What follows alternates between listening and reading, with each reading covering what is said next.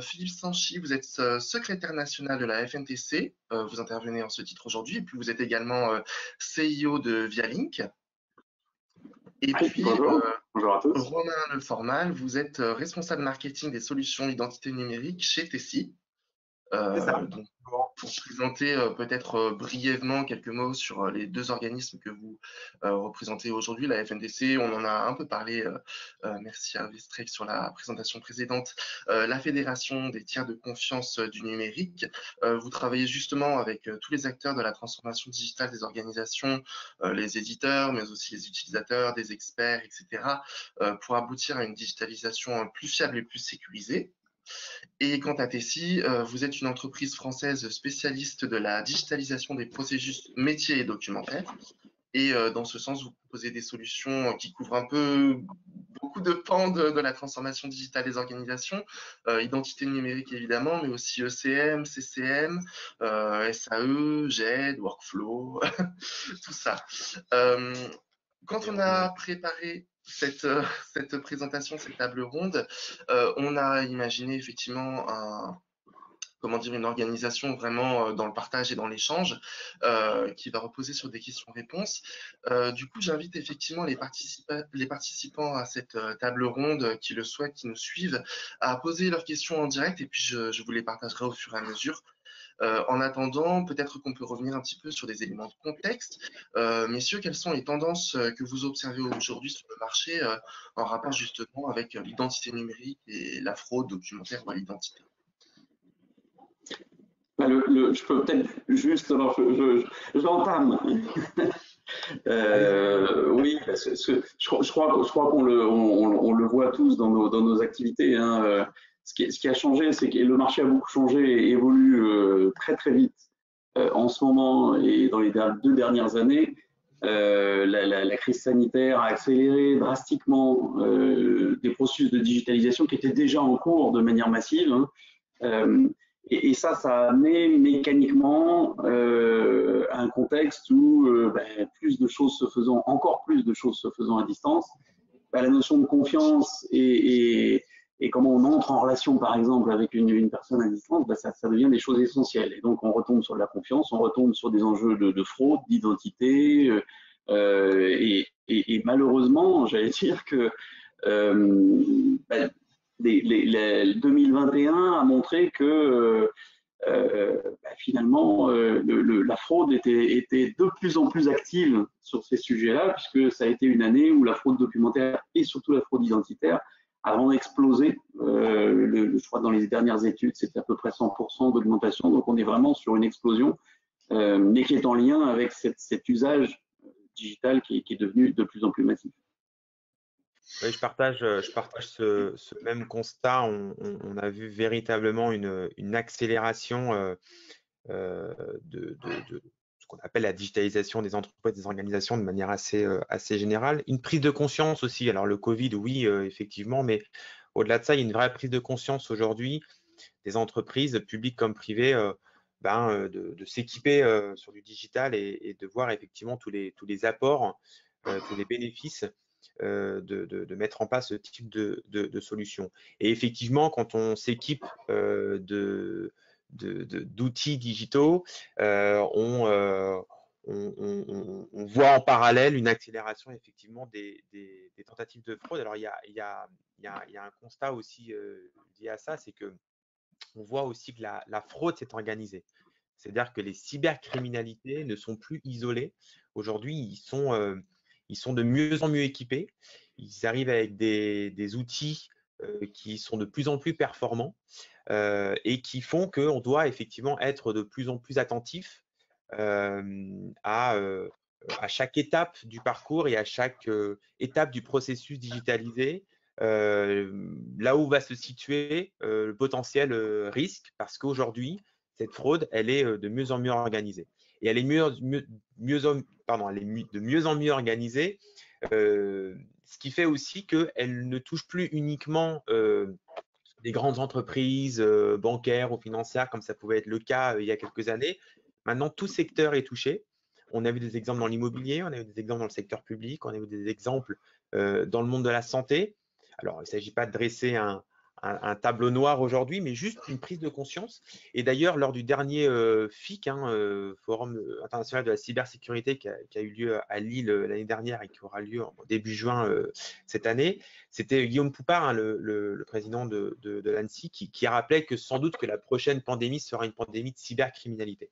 Donc ça veut dire ce que ça veut dire. Ça veut dire qu'aujourd'hui, il y a aussi une prise de conscience à avoir sur les risques qui peuvent exister tout au long de ce parcours, et qui fait qu'on doit être attentif pour y mettre les bonnes actions et les bonnes solutions pour réduire ce risque de fraude. Ces bonnes actions, justement, est-ce qu'elles peuvent être encadrées? Est-ce qu'elles peuvent être, ma foi, encouragées par un cadre réglementaire ou normatif particulier? Philippe, qu'est-ce que vous pouvez nous dire à ce sujet? Le cadre réglementaire, j'allais dire qu'il existait déjà pour des secteurs qui sont très exposés, hein, comme la banque ou l'assurance, mais essentiellement le secteur financier. Donc là, il y a un cadre réglementaire qui est historique, hein, qui traite, j'allais dire, de toutes ces dimensions d'entrée en relation à distance, de ce qu'on appelle le KYC, c'est-à-dire comment est-ce qu'on connaît son client, et les impératifs de conformité pour les établissements financiers qui sont bien décrits, par exemple dans le code monétaire et financier. C'est des choses qui sont très mûres sur ces secteurs très très réglementés. Après, j'allais dire que cette prise de conscience finalement de ces enjeux autour de l'identité, d'entrer en relation à distance, ont amené aussi le cadre à s'affiner, notamment l'ANSSI a posé une nouvelle certification qui s'appelle PEVID, hein, pour la vérification d'identité à distance.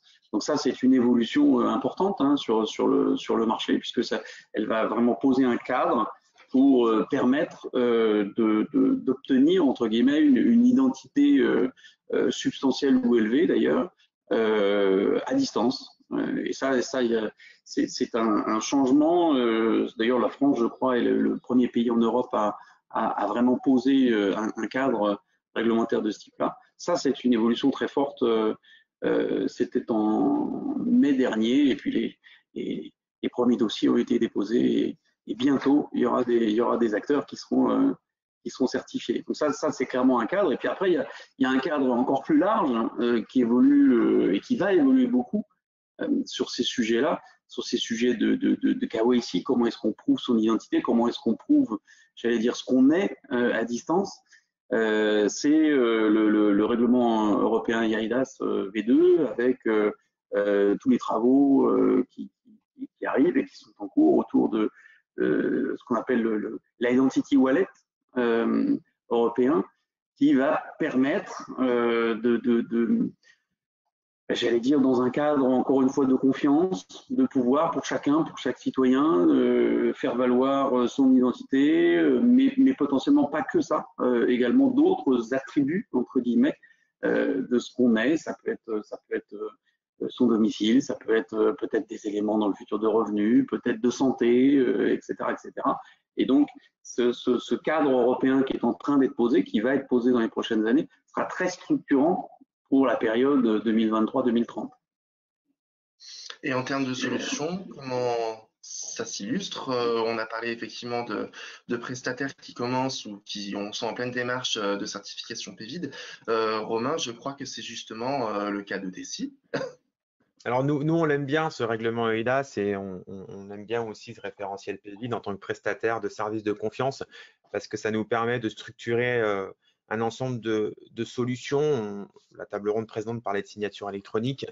C'est le cas chez Tessi en tant que prestataire aussi de signature électronique, de permettre de mettre en place là, ces solutions de signature avec les différents niveaux qui ont été évoqués par mes confrères tout à l'heure. On pourrait parler de l'aide recommandée électronique, hein, aussi, cette capacité à pouvoir délivrer des recommandés électroniques avec la même valeur légale que le recommandé papier. Ça aussi, c'est des exigences qui sont portées par le règlement eIDAS, et puis ensuite des décrets d'application français.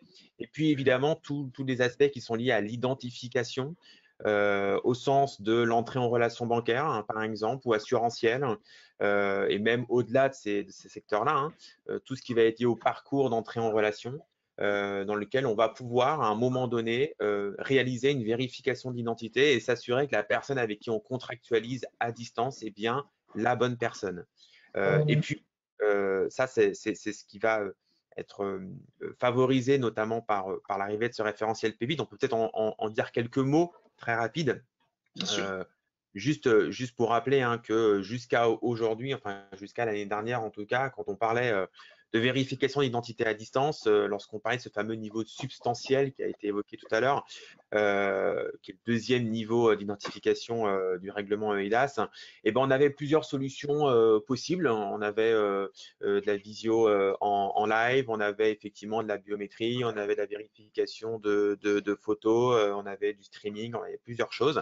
Et à un moment donné, le législateur a dit stop, on va mettre en place les exigences communes pour que lorsqu'on parle de vérification d'identité de niveau substantiel et élevé, on va respecter finalement un processus en 3 étapes. La première étant une vérification de l'authenticité de la pièce. Et là, c'est important de parler d'authenticité de la pièce, d'identité.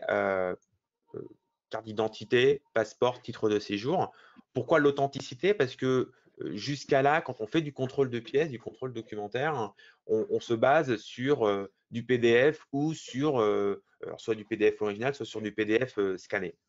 Et le scan de la pièce d'identité permet de réaliser des niveaux de contrôle de pièces comme l'extraction de la ligne MRZ, par exemple, assez commun, mais on ne peut pas garantir qu'il s'agit d'une vraie pièce d'identité. Hein. Le bon format, le côté cartonné, la détection des éléments holographiques, etc. L'authenticité, la vérification d'authenticité va permettre véritablement d'aller sur un cran supérieur en termes de vérification de pièces. Et pour cela, on va demander à la personne de présenter à la caméra, lors d'un flux vidéo, sa pièce d'identité, sa carte d'identité recto et verso. Et on va pouvoir en instantané réaliser des contrôles, des extractions de données. On va en extraire par exemple la photo, on va en extraire toutes les informations, toutes les données de la pièce, ça c'est assez commun, là, il est parfait. On va également pouvoir vérifier justement le côté un petit peu cartonné, brillant de la pièce, les éléments holographiques avec le petit RF qui s'affiche, etc., qui vont prouver qu'on est bien en face d'une vraie pièce d'identité. Ça, c'est la première chose. Ensuite, dans la continuité du flux vidéo, on va réaliser, alors c'est toujours rigolo à dire, mais on va faire ce qu'on appelle la détection du vivant. C'est-à-dire qu'on va vérifier que la personne qui est en face de vous, comme là je suis en train de vous parler, est bien vivante. Et donc, on va lui demander de réaliser un sourire, un clignement des yeux, ce qui va permettre de détecter les mouvements microfaciaux du visage et donc de vérifier que cette personne est bien vivante, voilà, ne porte pas un masque, par exemple, ou ce genre de choses. Et puis la troisième étape qui nous est imposée par le référentiel, c'est une vérification en back-office où nous avons des agents chez nous, chez Tessie, qui récupèrent ce flux vidéo, récupèrent l'ensemble des données et vont réaliser un niveau supplémentaire de contrôle. Par exemple, ils vont s'assurer que la personne n'a pas un couteau dans le dos, ne porte pas un masque un peu plus, voilà, un peu plus, comment dirais-je, proche du visage. Voilà, croyez-moi qu'on a vu certaines choses passer. Donc voilà, ça va permettre vraiment de donner ce niveau de vérification le plus proche du face-à-face sans pour autant qu'on soit sur du face-à-face.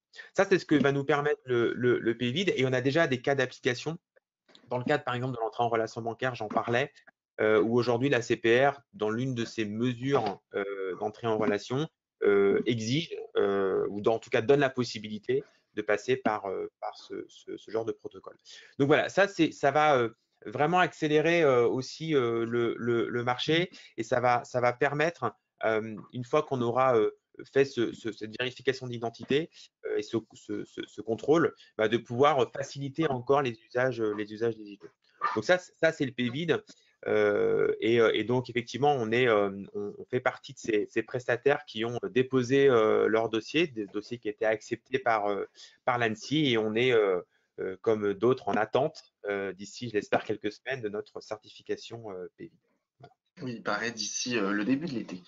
Espérons-le. C'est ça. On est tous là dans les starting blocks. On est évidemment pas les seuls et donc on est plusieurs à avoir déposé ce dossier. Personne n'a eu cette certification pour l'instant, hein, en tout cas pas de manière officielle. Donc on dispose tous de la technologie. Voilà, on a tous la possibilité déjà de mettre en place et on a des clients en production sur ce sujet-là. Mais voilà, c'est la certification qui va vraiment permettre d'accélérer sur ce marché, quoi. Est-ce qu'il y a d'autres solutions chez Tessie ou sur le marché plus globalement qui permettent justement d'aller plus loin dans la lutte contre la fraude documentaire, vérifier l'authenticité de certains documents, y compris électroniques, et du coup, quelles sont-elles? Alors, historiquement, hein, il y a évidemment le contrôle de pièces et de pièces justificatives. Dans le cadre d'une entrée en relation, par exemple, on va pouvoir demander à la personne de déposer un justificatif de domicile, une facture ou que sais-je, et on va pouvoir réaliser aussi les différents contrôles de vérification de l'authenticité de de cette pièce. Ça, c'est ce qu'on fait classiquement pour des clients sur effectivement des volumétries et des typologies de pièces différentes, avis d'imposition, je parlais de factures, etc. Ce qui est intéressant aussi dans la démarche, c'est de pouvoir faire ce qu'on appelle du contrôle interpièce, c'est-à-dire qu'on va s'assurer que les pièces sont cohérentes entre elles. Qu'on a bien les mêmes trois prénoms, qu'on a bien le même nom de famille, qu'on a bien la même adresse, qu'on a bien le même numéro de sécurité sociale d'un document à un autre, etc. Ce qui fait qu'en cas effectivement d'erreur ou en tout cas d'échec de contrôle, on va pouvoir demander par exemple à la personne de présenter un autre document qui va respecter ce contrôle-là. Typiquement, moi, je suis en plein déménagement, je vais avoir des documents qui sont encore sur mon ancienne adresse et le temps de basculer tout sur la nouvelle adresse, ça met forcément un petit peu de temps. Donc il ne s'agit pas là d'être, j'ai envie de dire, plus royaliste que le roi et de refuser systématiquement lorsqu'il y a une erreur d'adresse, par exemple. Mais c'est surtout la capacité, et c'est là où l'intervention humaine est primordiale, à mon sens, aussi dans la lutte contre la fraude, c'est que la technologie peut faire un ensemble de choses, peut couvrir 80, 90, 95% du sujet, mais à un moment donné, c'est l'œil humain qui va aussi permettre d'aller un peu plus loin et d'aller dans la finesse du contrôle. C'est la raison pour laquelle l'ANSSI exige, dans le cadre du PVID, cette intervention en back-office d'un agent de contrôle. Nous, on le fait dans le cadre de dans nos centres de numérisation, où on a des agents qui sont qualifiés pour pouvoir faire les contrôles de pièces. On est historiquement un acteur du traitement du chèque, par exemple. Bah, quand il y a une erreur sur le scan d'un chèque, c'est des agents chez nous qui vont faire ces contrôles supplémentaires. Donc, il y a la technologie qui va apporter des vrais plus. Et puis, il y a aussi l'humain. Et nous, chez Destiny, on donne beaucoup d'importance sur ce duo entre la technologie et l'humain, de manière à pouvoir être le plus sûr possible qu'on n'est pas dans de la fraude et qu'on n'est pas voilà, dans quelque chose d'illégal. Alors, on ne l'a pas forcément dit en introduction, mais on pourra sans doute pas arrêter totalement la fraude. On peut la réduire, on peut faire en sorte qu'elle soit la moins impactante possible, on peut s'en prémunir le plus possible, et sans doute qu'on ne pourra pas l'arrêter. Mais ce duo entre la technologie et l'humain, c'est sans doute essentiel. Ce qui est intéressant, si je rebondis juste sur ce que disait Romain, et d'ailleurs c'est dans le titre de la séquence, hein, puisqu'on parle de fraude documentaire et puis d'identité numérique. Ce qui est intéressant, c'est que toutes les problématiques de KYC, de connaissance client, souvent on les aborde uniquement sous un angle purement identitaire, c'est-à-dire dans le langage. Souvent, quand le terme KYC est employé, c'est pour parler du KYC identitaire, vérification de pièces d'identité, de l'identité d'une personne.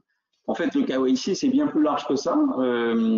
Et d'ailleurs, au sein de la FNTC, on a un groupe de travail qui est un de nos groupes de travail importants sur le sujet du KYC. On a fait justement un petit guide il y a pas longtemps pour remettre en perspective tous ces enjeux du KYC. Et notamment le fait que le KYC, c'est, j'allais dire, une vision quasiment à 360 degrés d'une personne, enfin, ou d'une entrée en relation. C'est-à-dire, bien sûr, en tout cas pour une banque, quand elle veut faire un financement ou qu'elle veut ouvrir un compte, ce qui est souvent lié hein, d'ailleurs, il y a bien sûr il y a l'identité, mais il y a également la domiciliation, il y a également les revenus, il y a également donc on revient sur des éléments qu'évoquait Romain, sur des documents qui sont des bulletins de salaire, des avis d'imposition, des facturiers, des factures de grands facturiers, etc. pour justifier le domicile. Donc tout ça, c'est le KYC. C'est pas uniquement la partie identitaire. Donc souvent, c'est vrai qu'on l'aborde sous l'angle identité numérique, mais c'est vraiment une connaissance client au sens large. Et quand on fait le lien avec la fraude, elle est bien sûr très souvent identitaire. Hein, enfin, c'est une source de fraude majeure, mais ça n'est pas la seule source de fraude documentaire auxquelles sont exposés des acteurs comme les banques ou même l'immobilier ou d'autres, puisque par définition, si on veut obtenir un crédit ou si on veut louer un appartement et puis on n'est pas tout à fait dans les purs, on a peut-être tendance aussi à frauder un peu les revenus. Ça peut arriver. Avant Ça arrive. travail. Voilà, exactement. Donc tout ça, cette fraude documentaire, elle est bien sûr beaucoup plus large que la fraude identitaire, mais c'est intéressant de faire cette perspective-là entre une partie très identitaire et puis une partie beaucoup plus large du KYC. Et je rajouterais même un point sur le fait que souvent, on s'attarde beaucoup à faire cette vérification d'identité ou en tout cas être très attentif à la partie fraude en amont ou au début de la chaîne, c'est-à-dire qu'au moment de l'entrée en relation. Mais il ne faut pas oublier que finalement, une fois que votre client est devenu client, vous continuez d'échanger avec lui, vous continuez de lui envoyer des choses, vous contractualisez peut-être encore d'autres points. Et il ne faut pas oublier d'avoir ce même niveau d'exigence tout au long du parcours client jusqu'à, alors je n'espère pas pour vous, mais jusqu'à potentiellement la rupture et qu'elle se passe elle aussi correctement. Donc, pourquoi je dis ça? Parce que là, j'ai donné beaucoup d'exemples sur l'entrée en relation, mais le fait par exemple, de se connecter à un extranet, de changer un RIB sur un espace client, par exemple, on a aujourd'hui de plus en plus de clients dans l'assurance, dans les mutuelles, qui nous demandent un niveau d'authentification supplémentaire pour faire ces changements d'informations type RIB, type informations bancaires diverses sur un extranet. Et là, on oublie parfois que le risque, il est aussi présent là, juste sur un changement d'information. Donc, nous, on donne beaucoup d'importance avec nos clients à les accompagner tout au long de leur processus client, de l'entrée en relation jusqu'à, on va dire, les actes un peu habituels. Un client qui vous appelle à un call center, qui demande un document en particulier, etc. À chaque phase, il faut être capable de donner, de faire cette petite vérification, ou en tout cas de se prémunir du risque. Voilà. Concernant un autre aspect de la sécurité qui est un peu moins lié quand même à la fraude documentaire et à l'identité, il y a tout ce qui va concerner, comment dire, l'archivage ou en tout cas la captation des documents, des justificatifs qu'on évoquait tout à l'heure, carte d'identité, passeport, etc., par justement le prestataire chargé de vérifier leur authenticité. Comment ça se passe exactement? Est-ce que vous êtes engagé à ne pas les garder? Si vous les gardez, dans quelles conditions? Est-ce que c'est anonymisé? Des choses comme ça? Alors, dans le cadre du référentiel PVID, on se sert de la donnée au moment de la vérification, mais on n'est pas censé, effectivement, on ne doit pas garder et en faire surtout ne pas en faire usage pour Ouais. d'autres choses. Donc, non, on a cette garantie. On est évidemment soumis au RGPD, donc on se doit de restituer les données aussi aux clients. Ce que l'on doit garder comme trace, c'est la trace effectivement des contrôles qui sont réalisés et la trace de la vidéo, parce que la vidéo, c'est elle porte en fait l'ensemble des éléments qui sont vérifiés. Alors, j'ai plus exactement, parce que je le connais pas par cœur, ce référentiel, mais on ne peut même pas le garder. Enfin, cette vidéo, on la garde pas non plus 100 000 ans. Hein. On se doit aussi à un moment donné de s'en séparer, mais elle est vitale parce que c'est depuis cette vidéo que sont réalisés aussi tous les contrôles. Mais ce qui est extrêmement important, c'est ce que l'on garde vraiment, c'est les contrôles qui sont réalisés, qu'ils soient bons ou pas bons. Hein. C'est les checks de contrôle que l'on doit garder. Après, on a la possibilité, en fonction des cas d'usage, soit c'est imposé par la loi, soit c'est une demande du client, de pouvoir stocker ces données et stocker ces documents. Ça peut être le cas par exemple de la LRE où on stocke les éléments de preuve jusqu'à 7 ans. Hein, ça peut être le cas. Et pour d'autres cas d'usage, on peut aller plus loin parce qu'on est également prestataire d'archivage électronique qualifié. Donc, on a cette possibilité de pouvoir donner à nos clients le choix de mettre tout ça dans un système d'archivage électronique à valeur probatoire qui lui sera dédié et dans lequel il va pouvoir stocker l'ensemble de ses documents. Donc, il y a ce qui se passe côté prestataire où on est imposé par la loi hein, et on garde que les éléments de contrôle. Et puis, il y a ce que l'on peut faire en plus où le client a besoin, lui, d'avoir des éléments de conformité et de stockage plus importants de ses preuves. Et là, on peut l'accompagner avec des systèmes d'archivage électronique et des coffres-forts. D'accord. Je reviens sur quelque chose que vous évoquiez en préambule, Philippe, qui était le e-wallet à l'échelle européenne. Quelle forme ça va avoir? Qu'est-ce que ça va être? Pour quand c'est prévu? Et quels seront les cas d'usage du coup associés à ce nouvel outil? Alors, le camp, c'est encore, j'allais dire, ça va venir, c'est bientôt. Maintenant, la notion du bientôt peut être un peu à l'échelle européenne. Donc, il y a un cadre qui a été posé, il y a déjà un cadre technique qui a été discuté, il y a déjà des choses qui sont très, très concrètes. Il y a aussi une expérimentation transfrontalière là, qui va être lancée dans les 2 ans qui viennent. Donc, j'allais dire qu'on ne va pas le voir demain matin dans nos téléphones portables, par exemple, hein, parce que concrètement, ça va probablement prendre cette forme-là, hein, c'est-à-dire d'un espace, d'une application ou de quelque chose qu'on aura dans notre téléphone. Et en tant que citoyen, où on pourra, si on est sollicité pour ouvrir un compte ou pour louer un appartement ou pour je ne sais quelle démarche, où on pourra donner accès à une entreprise à certaines données de notre wallet identitaire. Encore une fois, qui sera un wallet identitaire plus large que juste l'identité. Mais donc, concrètement, l'objectif, c'est vraiment de redonner j'allais dire, la capacité à chacun de maîtriser, à chaque citoyen européen de maîtriser ces données, ce qui est en soi une très belle étape. De les avoir de manière sécurisée et d'avoir des données qui sont de confiance. Parce que dans les attributs, c'est-à-dire les données qui seront dans le wallet, il y a des attributs qui seront qualifiés, d'autres qui ne le seront pas, et donc avec des niveaux de confiance qui sont très très forts sur la donnée elle-même. Ça aussi, ça sera un véritable avantage pour évidemment les entreprises qui voudront interagir avec tel ou tel citoyen, avec nous.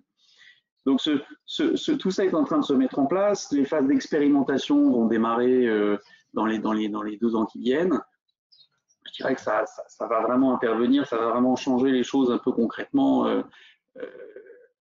sur la période 2023, 2026, 7, en fonction du rythme des gouvernements et de la volonté de tous les acteurs. Mais en tout cas, il y a les acteurs, ou techniques, ou les prestataires ou les fournisseurs sont très, comment dirais-je, très motivés et très intéressés par ce sujet-là, parce que par définition, c'est un sujet qui va être très structurant dans les années qui viennent. Ça, c'est certain.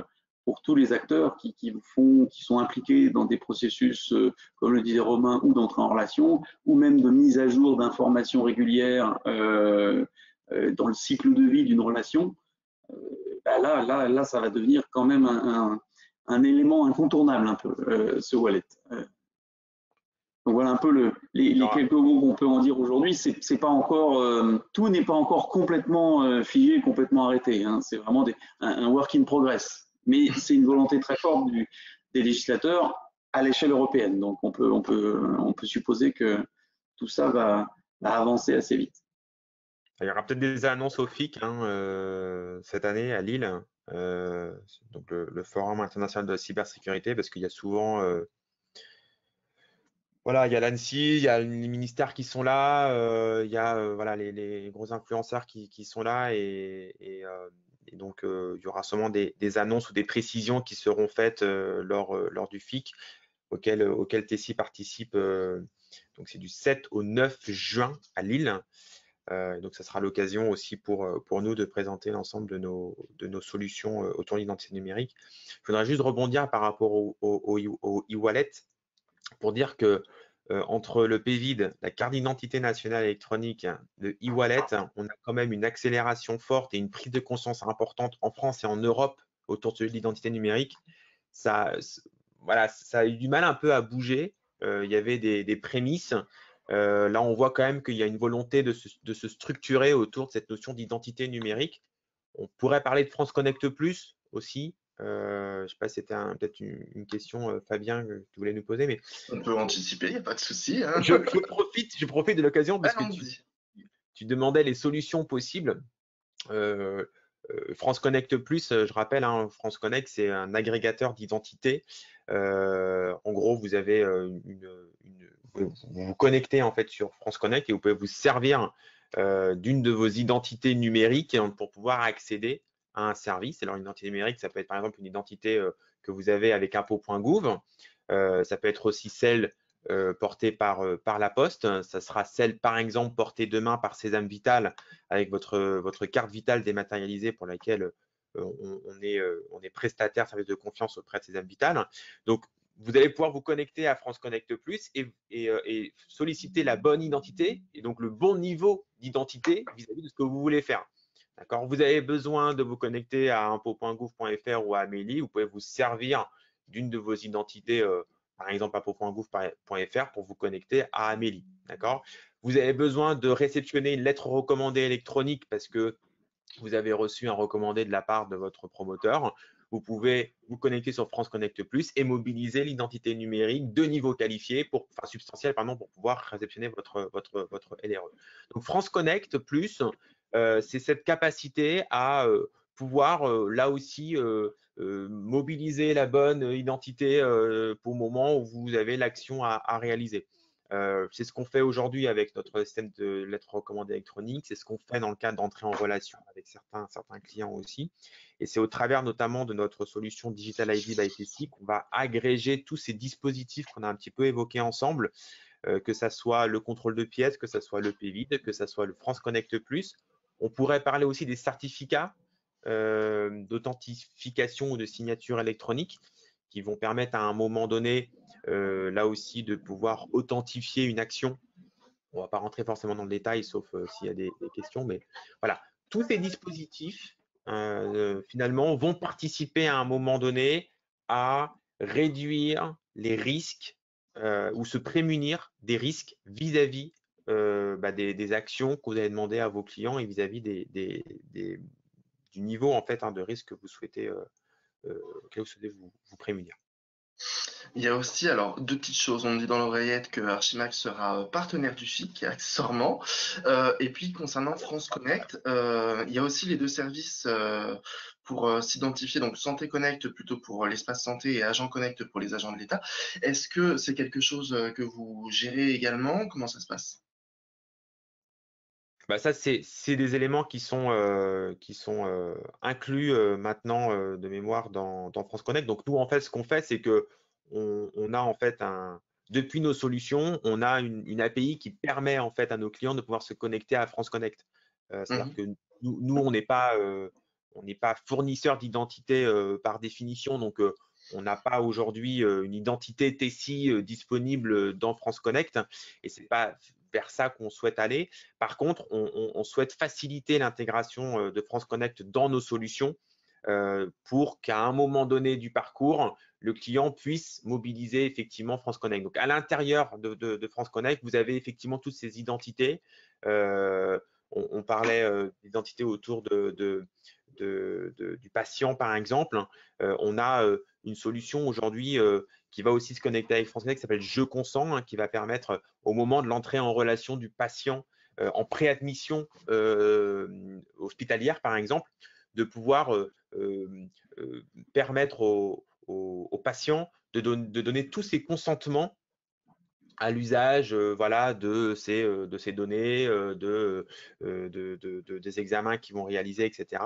Et derrière ça, on a la possibilité de faire le niveau de vérification qui va bien et donc potentiellement de se connecter à ce portail France Connect Plus pour vérifier que c'est bien Fabien Carré qui, à un moment donné, va se faire repérer. Et croyez-moi, là aussi, qu'il s'est passé des choses vraiment incroyables d'un point de vue santé avec des opérations du mauvais bras ou de la mauvaise personne. Donc, il y a aussi une volonté côté santé de se prémunir de ce genre de choses. On n'est pas dans la fraude, mais on est quand même dans l'erreur à l'identité, quoi. Voilà.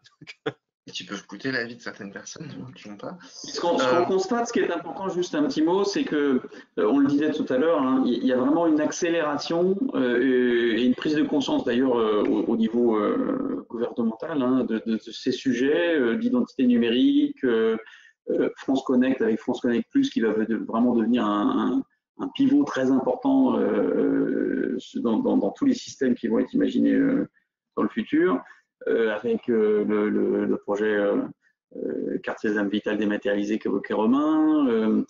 Très récemment, on a aussi, encore plus récemment, alors là, je crois que c'est paru le décret le 22 avril, donc c'est très très récent, l'application SGIN qui va remplacer Alicem auparavant, et qui permettra également, en conjonction avec France Connect Plus, de pouvoir justifier de son identité et de s'identifier de manière substantielle.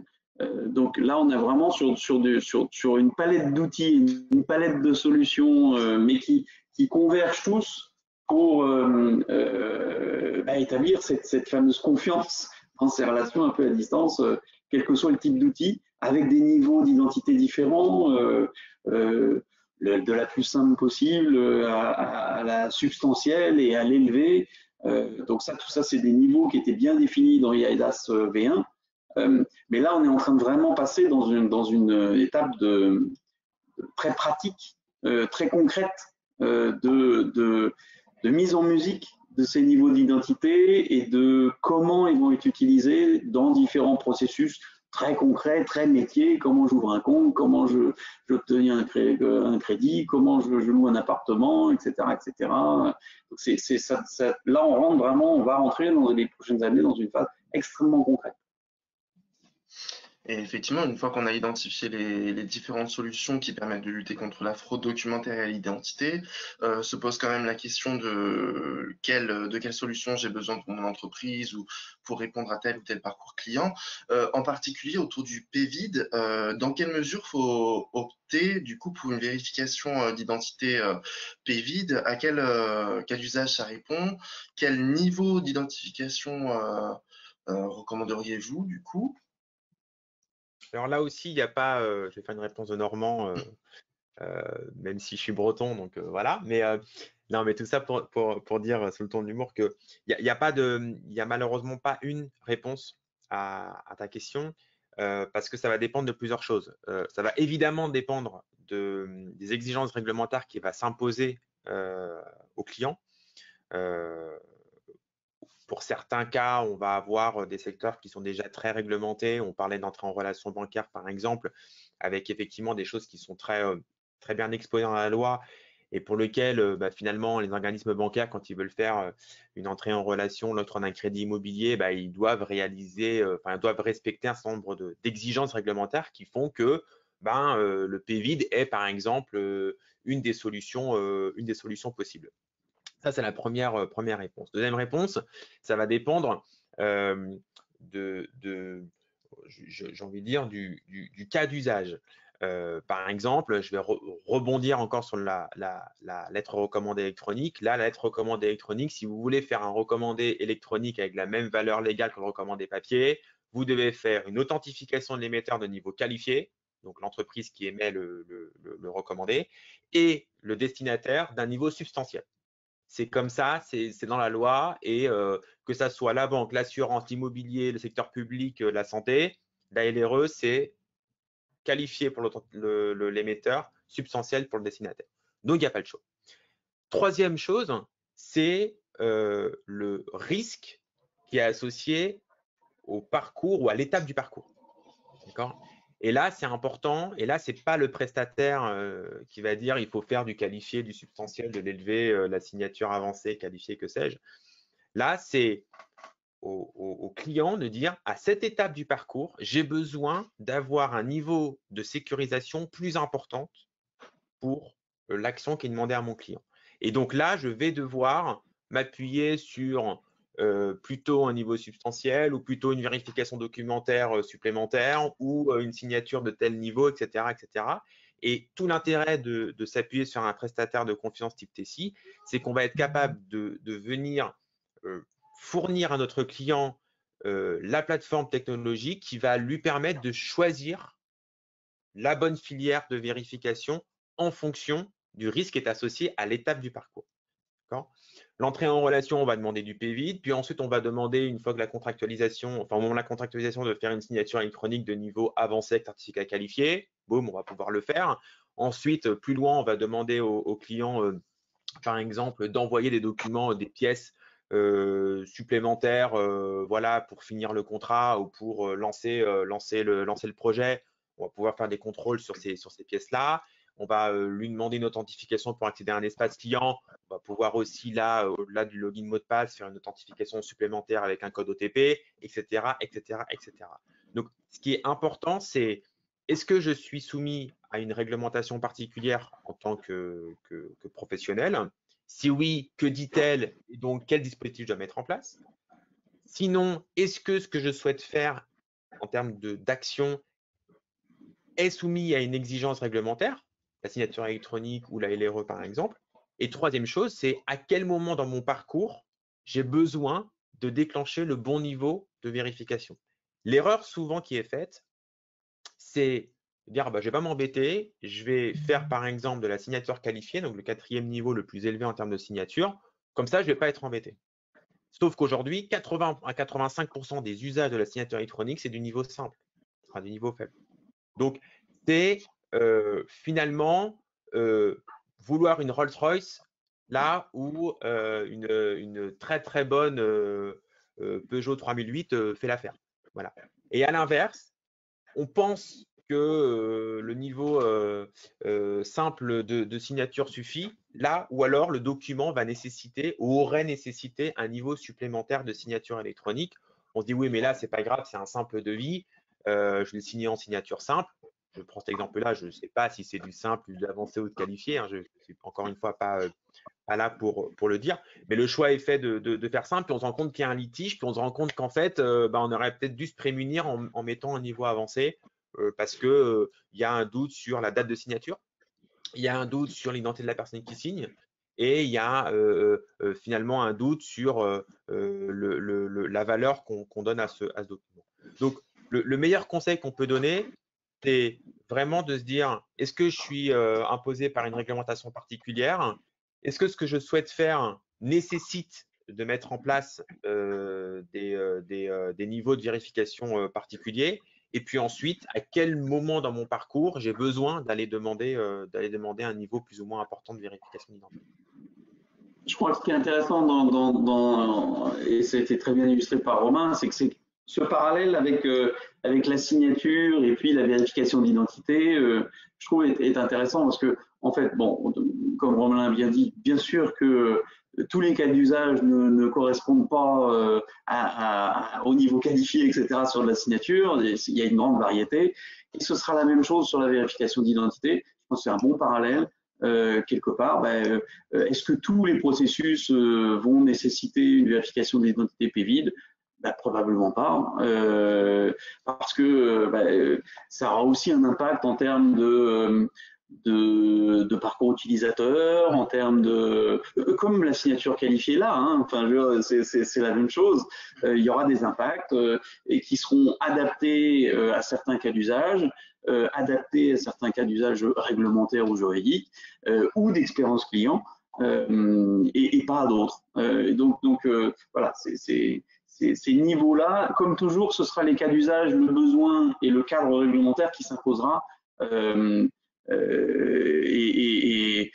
Et aujourd'hui, on ne voit plus tellement sur le marché des clients qui viennent en disant mais moi je veux de la signature qualifiée pour tout parce que le marché a mûri. Probablement ce sera la même chose avec le PVIT puisque dans 1 an ou 1 an et demi ou 2 ans, une fois passé la mise sur le marché vraiment d'offres, le marché déterminera si qu'est-ce qui est adapté, qu'est-ce qui ne l'est pas, dans quel cas on doit le faire, dans quel cas c'est pas nécessaire, et dans quel cas même c'est contre-productif parce que peut-être ça abîme une expérience utilisateur qu'on veut d'une certaine manière.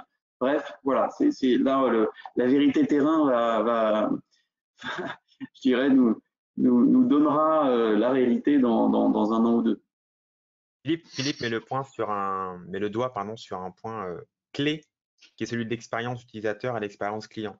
Parce que derrière ces niveaux de contrôle qu'on est en train de se dire depuis 45 minutes, ça nécessite quand même des actions pour le client final, pour l'utilisateur final.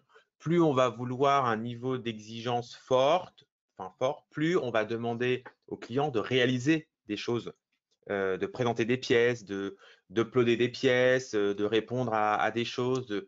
Et forcément, ça vient d'une manière complexifier le parcours client. Et cette notion de parcours client, elle est extrêmement clé. On le voit aujourd'hui quand par exemple, on voit le site de la SNCF qui a énormément évolué pour que ça soit de plus en plus simple de prendre un billet, d'avoir les offres, d'avoir les horaires, etc. On voit que ça évolue. Et on voit aujourd'hui que toutes les applications où vous devez regarder le temps que ça vous prend pour faire une commande Uber Eats aujourd'hui, par exemple, ou pour commander un taxi dans Paris. Voilà, ça vous prend 2 minutes et demie. D'accord? Parce que vous ne voulez pas que ça vous prenne 45 minutes. Vous sortez d'un dîner avec des amis. Voilà, il faut que ça soit rapide. Donc, cette notion d'expérience client et d'expérience utilisateur et de parcours client est extrêmement important. Et Philippe a raison de parler de ça. L'autre point, c'est que oui aussi, tu as raison Philippe quand tu dis qu'il y a sans doute un marché qui va se structurer. Je vais reprendre encore l'exemple de la lettre recommandée électronique, qui est un sujet qu'on connaît très très bien chez TSI en tant que prestataire qualifié. C'est qu'on a des secteurs qui s'appuient beaucoup sur la LRE, celui de l'assurance par exemple dans le cadre de la résiliation entre assureurs de contrats d'assurance. Ça, c'est la loi Hamon qui l'a permis. Et puis, on a aussi le secteur de l'immobilier qui s'est structuré, sauf que le secteur de l'immobilier a dit oui, mais moi aujourd'hui, un syndic de copropriété qui envoie une convocation à un copropriétaire, par exemple, c'est le meilleur cas d'usage. Ils se sont dit, la LRE, ok, parce qu'on fait du recommandé, donc on va s'appuyer sur un prestataire de confiance, pas de problème. Par contre, moi, le point clé dans mon recommandé, c'est la date d'envoi, la date de convocation, la date à laquelle je convoque exactement, qui doit être, je crois, 20 jours avant la réunion de syndic. Et donc, eux, ils n'ont pas d'exigence sur la bonne réception du recommandé. Ce n'est pas leur point. Leur point, c'est assurer que le recommandé a bien été envoyé à une date bien précise.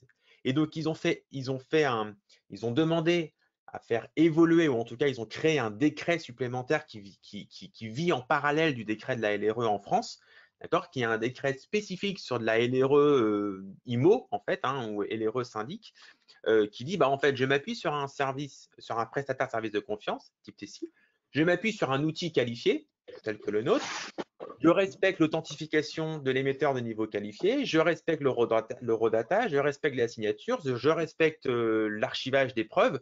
Par contre, la vérification de niveau substantiel au moment de la réception par le destinataire, ça, j'en veux plus. Et donc, ils ont créé un décret supplémentaire. Et c'est en ça que je rejoins Philippe, c'est-à-dire qu'on va sans doute avoir peut-être un PVIT qui va évoluer demain avec la possibilité de dire, dans certains cas, je vais avoir besoin de ce contrôle en back-office humain nécessaire pour faire du PVID au sens réglementaire du terme. Et peut-être que dans d'autres cas d'usage, et même dans beaucoup de cas d'usage, le contrôle juste technologique avec le contrôle de la pièce d'identité et le contrôle biométrique suffiront dans 80% des cas. Et on n'aura peut-être pas besoin d'aller sur cette vérification aussi en back-office. Donc oui, on a un marché qui va se structurer là-dessus.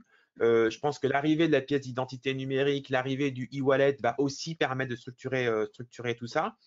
Alors en France, on est toujours un petit peu frileux à la technologie, donc on voit que l'ANSSI est très prudente là-dessus et voilà, a un regard et elle a complètement raison.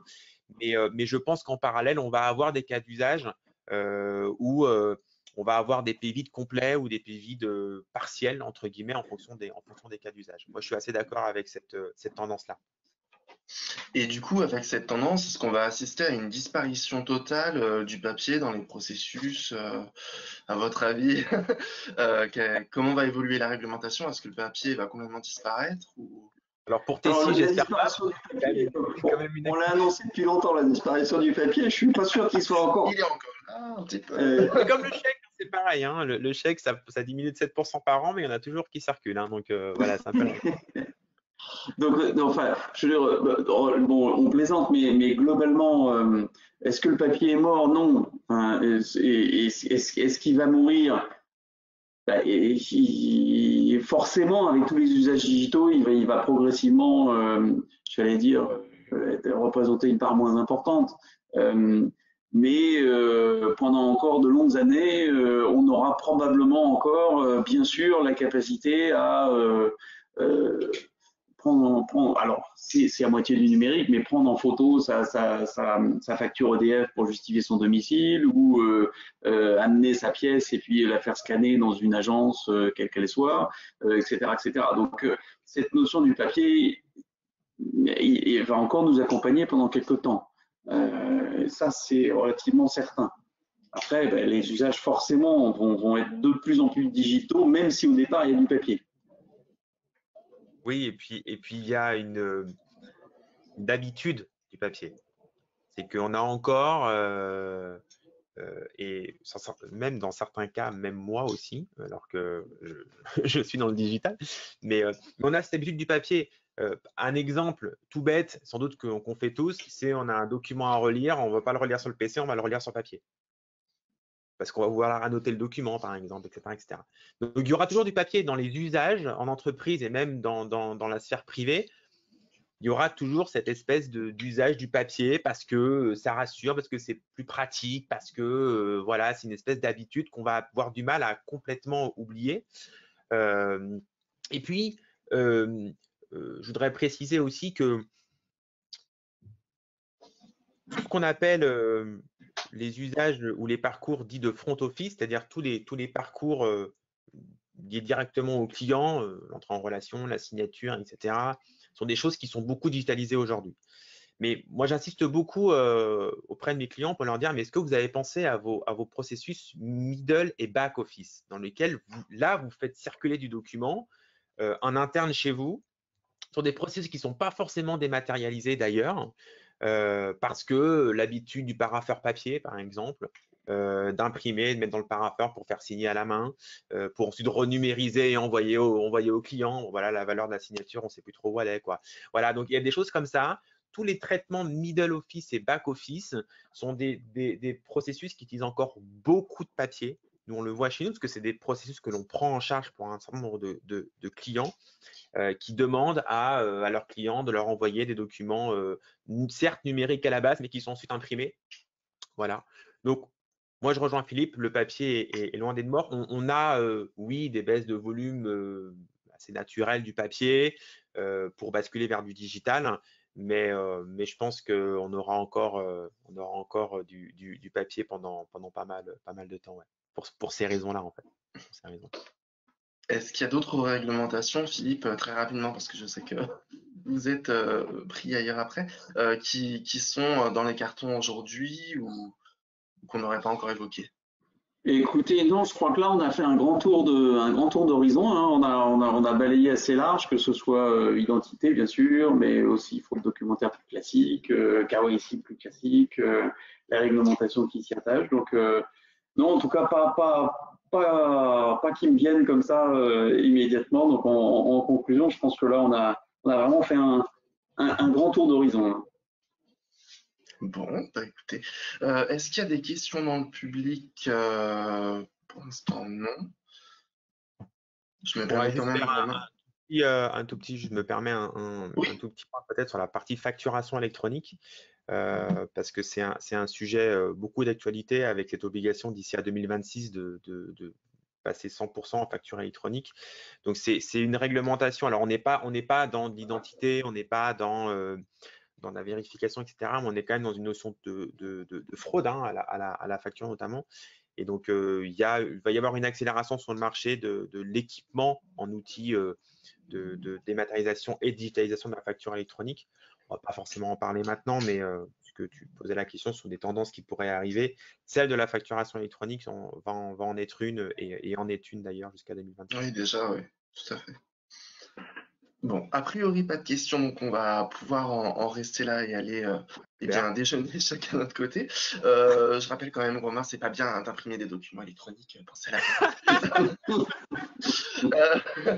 en attendant, effectivement, je vous souhaite un bon appétit. On se retrouve vers 13h45 pour une nouvelle conférence qui sera consacrée à l'archivage électronique. Romain, tu peux rester connecté si tu le souhaites. Et puis, si vous avez d'autres questions pour les participants, bien sûr, à poser, on les transmettra par la suite à Philippe et Romain qui vous répondront par mail. En attendant, j'espère que cette conférence vous a intéressé. Je vous dis à tout à l'heure, du coup. Merci beaucoup. Très bon appétit. Merci Philippe. À bientôt. Merci à vous.